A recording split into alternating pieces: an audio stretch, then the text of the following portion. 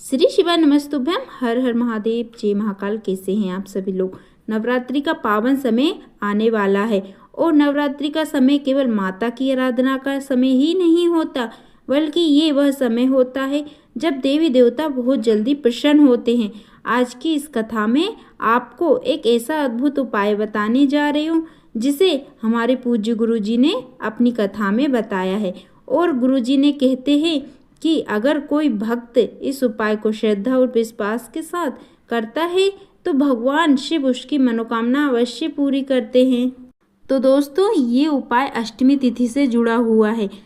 आपने नवरात्रि की अष्टमी के बारे में तो बहुत सुना होगा, लेकिन क्या आप जानते हैं कि साल भर में जो भी अष्टमी तिथि आती है वह भी बहुत विशेष और फलदायी होती है। गुरुजी कहते हैं कि अगर कोई भक्त अष्टमी तिथि के दिन भगवान शिव की विशेष पूजा करता है तो भगवान शिव उसकी मनोकामना को बहुत जल्दी सुन लेते हैं। आज मैं आपको वही उपाय बताने जा रही हूँ जो गुरुजी ने कथा में बताया है, लेकिन उससे पहले गुरुजी की एक बहुत सुंदर कथा सुनते हैं। ये कथा माता सती और भगवान शिव से जुड़ी हुई है। गुरुजी कहते हैं, एक समय माता सती भगवान शिव के पास गई। भगवान शिव उस समय गहन ध्यान में बैठे हुए थे। माता सती ने सोचा कि आज मैं अपने भोलेनाथ को सुंदर श्रृंगार करूं। माता सती ने कनेर के सुंदर पुष्प उठाए और प्रेम से भगवान शिव की जटा का श्रृंगार करने लगी। पहले जटा का श्रृंगार किया, फिर भगवान शिव के कानों का श्रृंगार किया, फिर उनके गले का श्रृंगार किया। माता सती जब श्रृंगार कर रही थी तब उन्होंने एक कनेर का पुष्प उठाया और उस पुष्प को भगवान शिव के हृदय से स्पर्श करा दिया। जैसे ही कनेर का पुष्प भगवान शिव के हृदय से स्पर्श हुआ, भगवान शिव के नेत्र खुल गए। गुरुजी कहते हैं, रोज फूल चढ़ाते थे, रोज पूजा होती थी, लेकिन उस दिन माता सती ने प्रेम से कुछ अलग किया और वही प्रेम भगवान शिव को बहुत प्रिय लगा।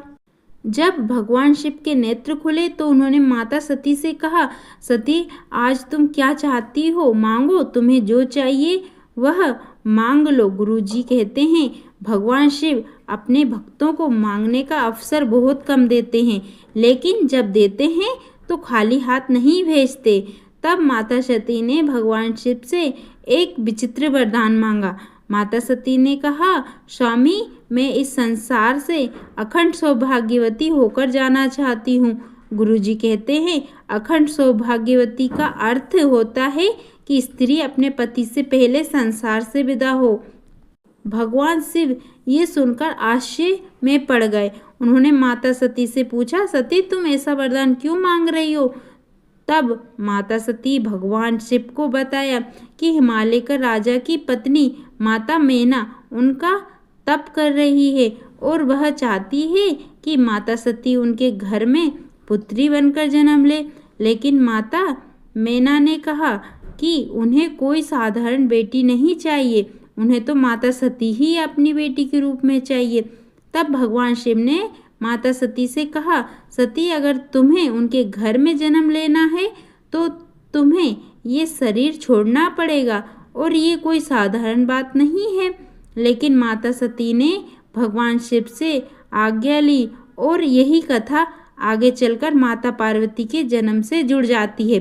गुरुजी कहते हैं, इस कथा के माध्यम से शिव महापुराण में एक बहुत बड़ा उपाय बताया गया है और वही उपाय आज हम आप सभी को बता रहे हैं। गुरुजी कहते हैं, अगर कोई भी भक्त अष्टमी तिथि के दिन भगवान शिव को एक कनेर का पुष्प अर्पित करता है तो भगवान शिव उसकी मनोकामना अवश्य पूरी करते हैं। लेकिन इस उपाय को करने का एक विशेष तरीका है। अब हम जानेंगे ये उपाय कैसे करना है। सबसे पहले अष्टमी तिथि के दिन सुबह या शाम किसी भी समय शिव मंदिर जाइए। अपने साथ केवल एक कनेर का पुष्प लेकर जाइए।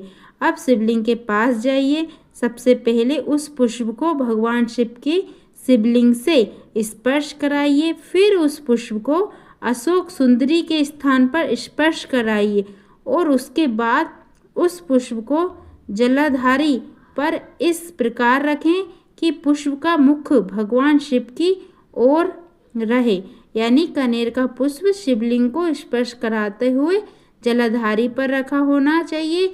इसके बाद हाथ जोड़कर भगवान शिव से अपनी मनोकामना बोल दीजिए और 1 लोटा जल शिवलिंग पर चढ़ा दीजिए। गुरुजी कहते हैं, अगर कोई भक्त 5 अष्टमी, 7 अष्टमी या 8 अष्टमी तक ये उपाय करता है तो भगवान शिव उसकी मनोकामना जरूर पूरी करते हैं। और अगर यही उपाय नवरात्रि की अष्टमी के दिन किया जाए तो इसका फल और भी अधिक मिलता है। गुरुजी हमेशा कहते हैं, भगवान शिव को बड़े बड़े चढ़ावे नहीं चाहिए। अगर कोई भक्त सच्चे मन से 1 फूल भी चढ़ा देता है तो भोलेनाथ उसी से प्रसन्न हो जाते हैं। कभी कभी हमें अपनी पूजा में थोड़ा बदलाव भी करना चाहिए। रोज हम मंदिर जाते हैं, रोज जल चढ़ाते हैं, रोज बेलपत्र चढ़ाते हैं, लेकिन अगर कभी कभी हम भगवान शिव को प्रेम से श्रृंगार कर दें, थोड़ा सा चंदन अपने हाथों से घिसकर उन्हें लगा दें, मंदिर की थोड़ी सी सेवा कर दें, तो भगवान शिव बहुत जल्दी प्रसन्न हो जाते हैं। गुरुजी कहते हैं, जब हम अपने हाथों से चंदन घिसते हैं तो उसमें हमारी भावना और प्रेम भी जुड़ जाता है और वही भावना भगवान शिव तक पहुंचती है।